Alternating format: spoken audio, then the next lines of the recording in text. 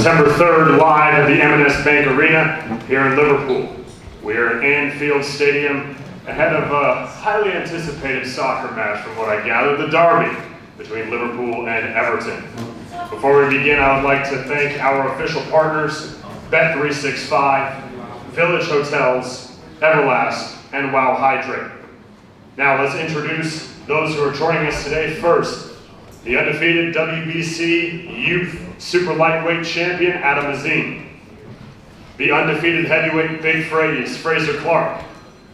Our competitors for our British Light Heavyweight Championship fight, Shakan Pinners, and the defending champ, Super Dan Aziz. Saturday night will also feature a unification bout for the WBC and WBO's Women's Super Welterweight Championship. First, from Sweden, she is the defending WBC champion, Patricia Bergholt, and the WBO champion from right here in Liverpool, Natasha Jonas. And finally, for our main event Saturday night, please welcome the pride of Liverpool, making his homecoming, Liam Beefy Smith. And finally, joining us is boxer CEO Ben Shalom and the head of boxing development for Sky Sports, Mr. Adam Smith. Adam, the floor is yours. Thank you, Big Mo. Good to have you back with us, and a very warm welcome to a happy Anfield after that late finish last night. Momentum at last for the Reds, and what a weekend for Boxer and Sky to kick off our packed autumn schedule here on Merseyside, as Big Mo says, the derby, and then at the M&S Arena on Saturday night, a feast. Liam Smith returning. We're delighted to have Liam back on Sky Sports, in with the dangerous puncher Hassan Mwakinyo. Natasha Jonas, part of our team now at Sky, aiming for unification. It's not enough for her just to win a world title. She wants more now. It's not what she told me a few months ago, but here we go against Patricia Bergholt, the WBC champion, undefeated, and we welcome her. It's a fantastic matchup. What a matchup down on the table in front of us for the British Light Heavyweight title between Dan Aziz, the current champion, and the former champion, Shakan Pitters. I remember his dad fighting. It's part of a family affair for Pitters. For Dan, he wants to do everything the right way, and how he's doing that at the moment, undefeated. Talking about two undefeated fighters alongside them, Frazer Clarke and Adam Azim, two of our hottest prospects, continue their quest and their journey. Something for everybody on this Boxer Night, Ben, and a wonderful way to kick off our autumn and winter period. Yeah, unbelievable to be here. Great way to start the season in Liverpool, probably the best boxing city in the UK. Liam Smith obviously starts his career back on Sky Sports, back with first time with Boxer, and the form he's in, it's just incredible to get him out straight away. And the card has everything, as you say, Adam. Natasha Jonas became world champion in February. People questioned, should she be going up to 154? Should she be jumping up 3 weight divisions? She did it in style, and here she is again. And this time she's going to unify against a very, very tough, unbeaten Patricia Bergholt. Shakan Pitters takes on Dan Aziz, and Dan, as you said, has done everything the right way. He's gone from southern area, he's gone from English title, he's gone to the British, and he's probably one of the fan favourites in that light heavyweight division. People love his style, people love to watch him, and this is a massive test. Shakan Pitters obviously won our tournament when we were just starting out and did it in style, and he's a classy operator. I know him very, very well as well, and it's a real 50-50 that fight. And of course, possibly two future superstars of British boxing. Adam Azim needs no introduction anymore. People know what he's about. He's 20 years old, and he's taken the scene by storm, and it's great to have him back out. And then Frazer Clarke, who we think will be possibly the most popular British heavyweight we have for the next few years. And we've seen Dillian White and Anthony Joshua become superstars in their own right in Britain.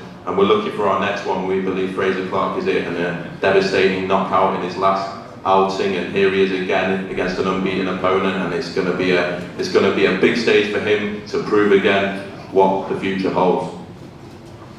Absolutely. Let's start by going down to the British Light Heavyweight title. We kick off on Sky Sports with this fight. We always want to start really strongly on the night, and this is a fight that's been in the melting pot for some time.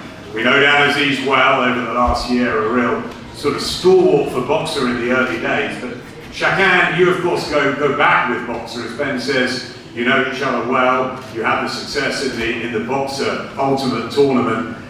Do you feel now is the right time for you to regain this British title, and how excited are you for facing the undefeated Dan Aziz? Thank you everyone for obviously coming out today. It's a great turnout. I'm very confident with this fight. As you said, you know, it's been in the pipeline for a while. People's tagged me on social media many times mentioning Dan's name. Dan's obviously a good champion, a good fighter himself. And I'm excited for these kind of fights. It's a fight, like I said, I believe I'm confident I can win. And we'll do on Saturday night. It looks a great contrasting clash of styles. Obviously there's no taller light heavyweight around than yourself. Do you think that awkwardness and the fact that you've got that advantage will hold you in good stead Saturday? Yeah, well, I tend to use my advantage as well, but there's many things as well, you know, I work on in my training camps and things like that, which, you know, to adapt to kind of opponents when, you know, like a Dan or come forward, any kind of opponent, you've got to be prepared for all situations. You can't just depend on my advantages of being tall and rangy. You know, it's quite obvious I'm tall and I'm rangy and things like that, but I've also got to work on other things which I generally have in the gym. We've worked very hard for this fight over the years, and it's, as I say, it's all brought me down to this stage here now, which again, I'm confident Saturday night my hand will be raised. You say you've worked hard for the fight over the years, you've had plenty of time to study Dan. What are his strengths and what are his weaknesses that you can exploit? Again, you know, all I can say is a good fighter, similar to myself. He's come up, you know, from the small shows. You know, he's won the Southern, he's won the English, the British, and so on. He's done it the traditional way. Myself, obviously, the only thing I missed out was the Midlands around that area by choice, really, with ourselves. But he's a good fighter, as I say. I'm coming forward and in my career now. I want to be in good fights with good fighters, and you know, push on. And I believe it's the right fight for me to then propel myself to where we've got to go going forward.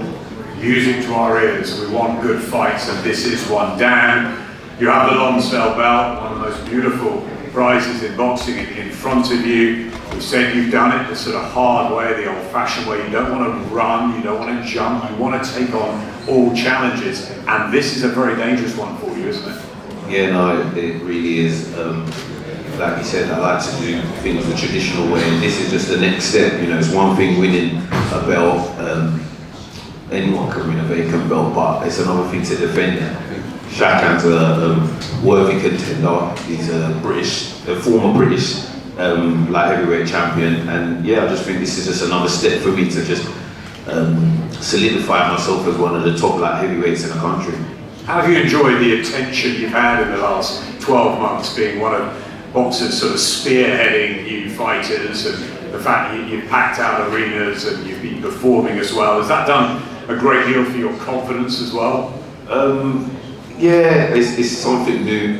Like you mentioned, I've come up on small halls. But at the end of the day, it's all about just performing on the night, getting the job done. All that doesn't really matter if you don't get the win on the night. So yeah, that's what I'm mainly focused on. But yeah, it has been nice. I love your attitude, the big socks out of Marvin Hagler, and you want to do things the right way, and it's a wonderful division, isn't it, both domestically and worldwide, the 12 Stone 7 Brigade. So there's so many treasures out there for you if you can get through Saturday. Yeah, for sure, and that's the main thing, getting through Saturday. Like you said, the domestic division is packed. Again, Shakan's one of them top guys in the division, and I look forward to defending my title against him. Ben, it's great that they've got so much respect for each other, and these are the sort of fights you're really keen to push going forwards, aren't you? 100%. I think, look, one thing that stands out, I know both of these guys really well. Shakan Pitts he's hungry. They're both, the word that comes to mind is hunger. I remember when I met him just before the tournament, and he was struggling to find his opportunity, and he goes into an 8-man tournament believing that's the way forward, and that's the way he did it. He won 3 times on one night. And Dan Aziz, I mean, I remember talking to him before the last fight, and he wouldn't even stay in the hotel. He wanted to go back to his flat. He wanted to feel uncomfortable. He wanted to feel everything that he's been through, the hard work, the stress, the not missed opportunities, the lack of financial opportunity. He wants to feel that he's a real fighter, he's a real person, and I don't think he'll ever lose that, and that's what made this fight special, that's what made Dan special, and I think that's why fans love him. British light heavyweight title to kick off proceedings. I want to bring in the big man now, somebody who's also done it the hard way and somebody that's got so much respect in the trade. The captain of Team GB, Frazer Clarke. I'm coming to Adam in a sec. Frazer, it's your turn. The big man with the mic here. Great performance in Bournemouth. Good to see you back after injury. Another undefeated opponent. Your big match hard early. Pencho Svetkov, who is a big guy, and he's young and he's hungry. This is what you want, isn't it, Frazer? Yeah, of course, Adam. But first of all, this is our subject, but I just want to take the opportunity to use the platform of Sky and Boxer just to spread this message of, putting the weapons down after the tragedy that's gone on recently in Liverpool, and it's happening all over the UK. I think it's time, whilst I'm on this platform, just to spread that message that, all this craziness has got to stop, and, we need better days ahead.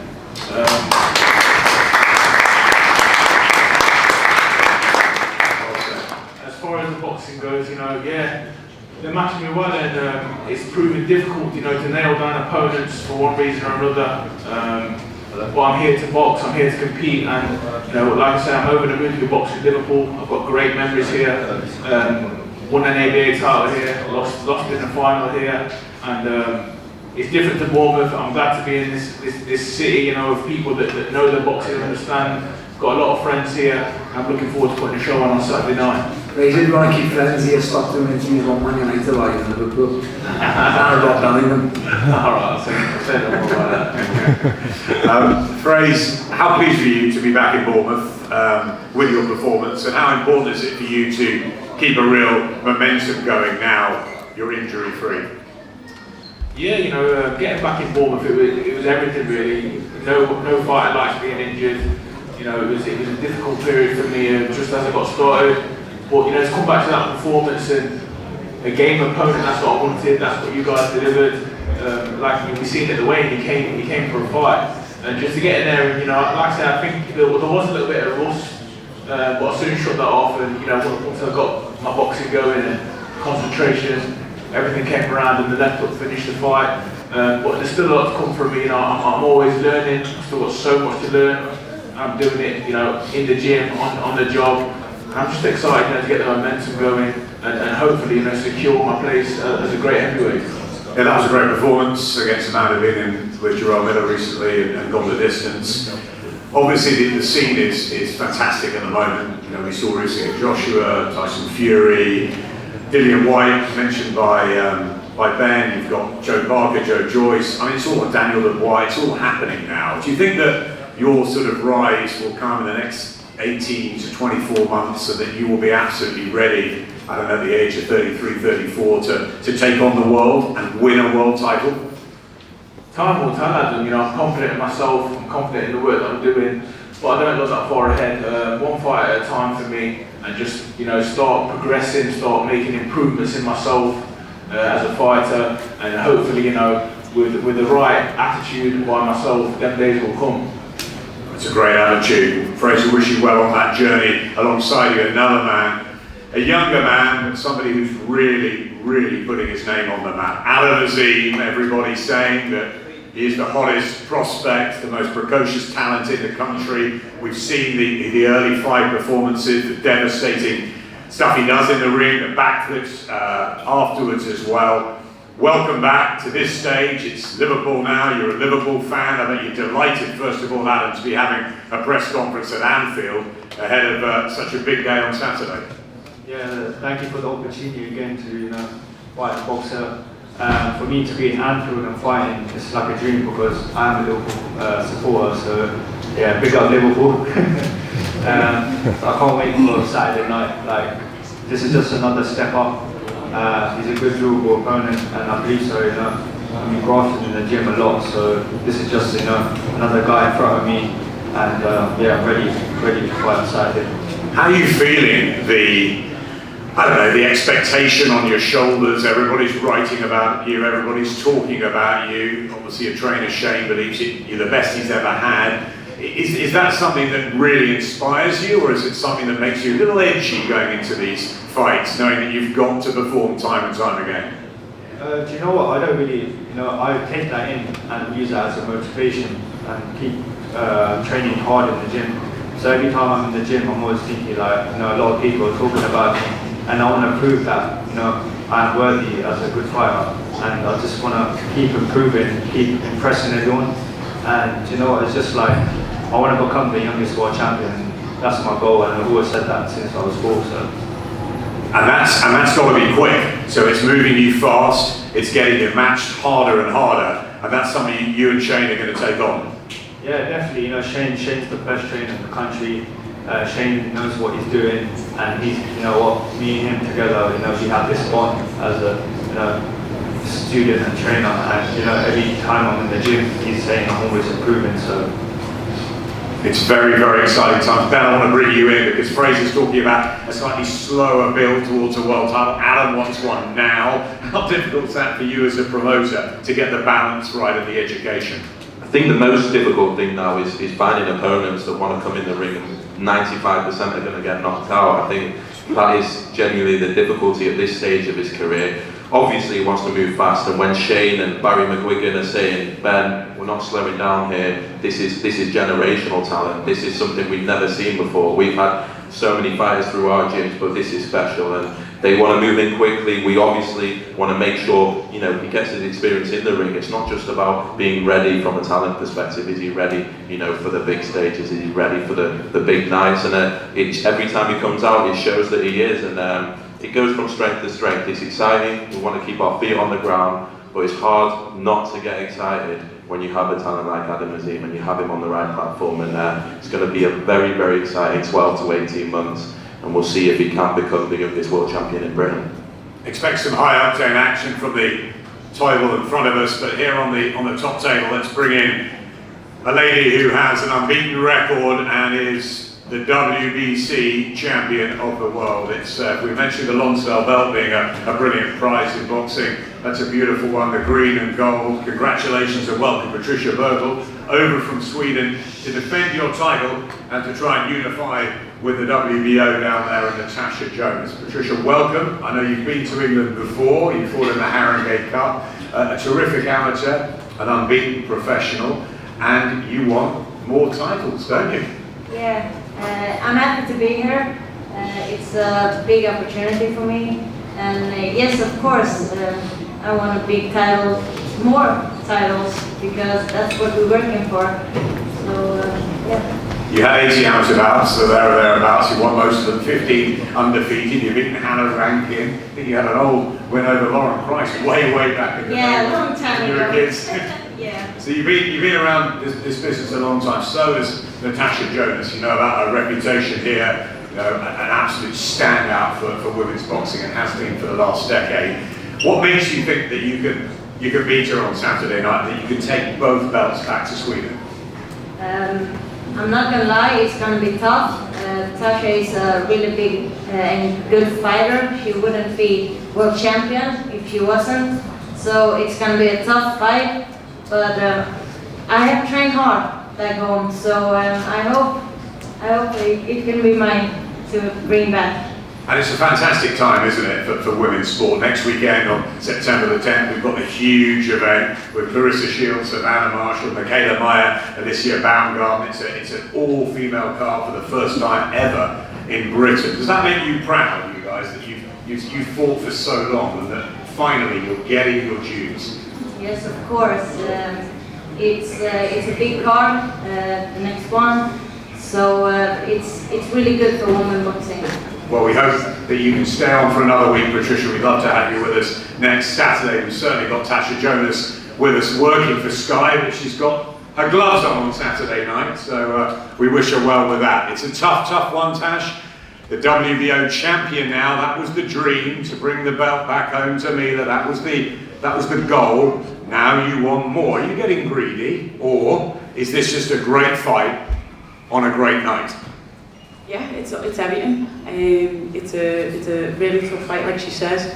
I respect who she is, what she comes with, and what she's done, both amateur and as a professional. But yeah, once you, like any great athlete or sports person, once you've reached a goal, you kind of have to set the bar a little bit higher, and set it a bit higher and have another goal to reach and strive to, and that's exactly what I've done. The opportunities were still quite slim. So when Ben said to me on the Monday night, after telling me on the Thursday that we couldn't get the other fight, do you want this fight? I jumped at the opportunity because, you know, the green and gold belt is something that, you know, I think most boxers aspire to want to have. And some fighters would rightfully want a soft defence as a defence of their world title, you know, because you've gained that world championship, and let's have a nice, easy one. This is anything but. It's a unification. It's a 50-50 fight, and that's what you crave, isn't it? The competition. Yeah, I just love when it's not all going to go my way, and I think that brings out the best in me.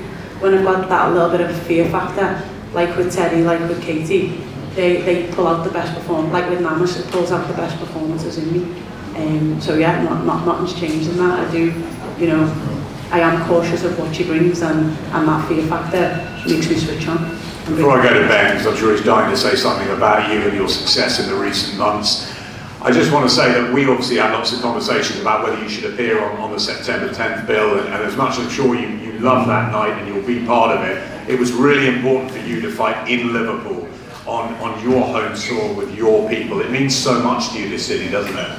Yeah, I think, you know, we always say like we stick together and we're all one, and that's something that we want to do, and everyone gets behind each other. For me, you know, it was a huge card, and it's a huge card, but there's no place like home. And we need something in the city to smile about at the minute. And I think that, you know, me and Frankie, Tal and Paddy can bring that. But the positivity is something that we need, just to echo what Frazer said. So. Well said, Tasha, absolutely, and there's no place like Liverpool. Ben, Natasha Jonas, phenomenal.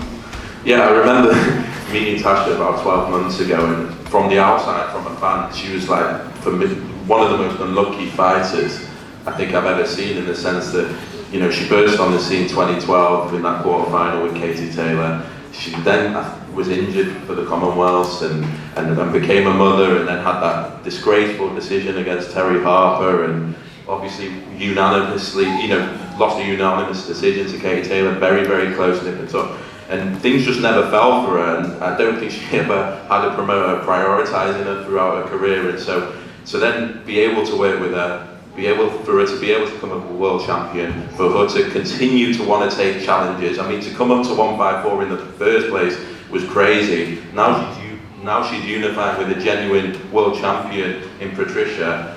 We talk about role models, we talk about, you know, what the young should be looking at now, and the hopelessness that's going on in the city. There's no one better than Natasha Jonas, and she's probably sick of me because I'm a fan and I'm proud to be alongside, I'm proud to represent her, and it's a special moment for her to be back here in a unification fight, but again, just taking on tests and taking on challenges that she's done throughout her career, and she's still doing now at 38 years old. She's a credit to the sport. Yeah, sorry about that. 28.